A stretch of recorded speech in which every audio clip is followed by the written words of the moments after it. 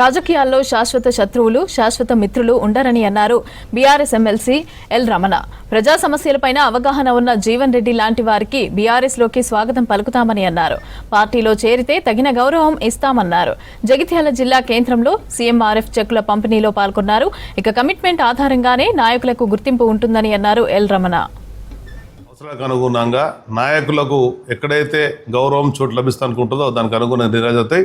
ఆ నిర్ణయాలకు అనుగుణంగా మా హైకమాండ్ ఏమిటో మాట్లాడితే గతంలో సాంప్రదాయం ఇద్దరు కేసీఆర్ గారికి దాదాపు 50 ఏళ్ళ రాజకీయ అనుభవం ఉన్నది, 25 ఏళ్ళుగా పార్టీ నడిపిస్తున్న అనుభవం ఉన్నది, 10 ఏళ్ళు పరిపాలించిన అనుభవం ఉన్నది.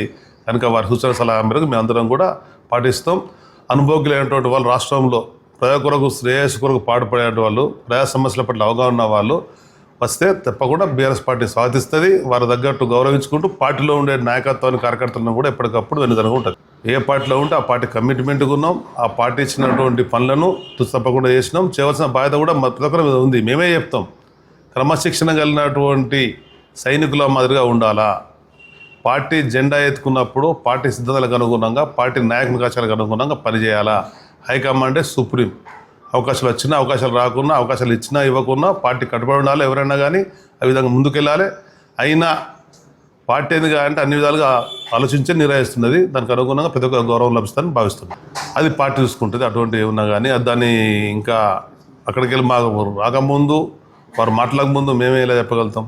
కనుక ఏదున్నా కానీ ఆ స్థాయిలో మాట్లాడుకుంటారు. వారికి ఉన్న అనుభవంకి అనుగుణంగా వారి సేవలు పార్టీకి అవసరం అనుకున్నాం తప్పకుండా ఆహ్వానిస్తాం.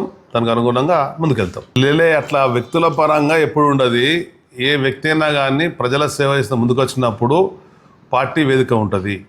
దానికి తోడుగా పార్టీ అవకాశం ఇస్తే ముందుకెళ్తాం. దానికి అనుగుణంగా ప్రజలు ఆదరిస్తే ఆ బాధ్యత దొరుకుతాయి. కనుక కొడుకుల, కుమారుల, బావల, బామ్మర్దుల, కోడళ్ళ, కూతురుల అనేది ఉండదు. రాజకీయాలలో ఎవరు కమిట్మెంట్గా పనిచేస్తే దానికి అనుగుణంగానే పార్టీ గుర్తిస్తుంది. దానికి అనుగుణంగానే ముందుకెళ్తాం.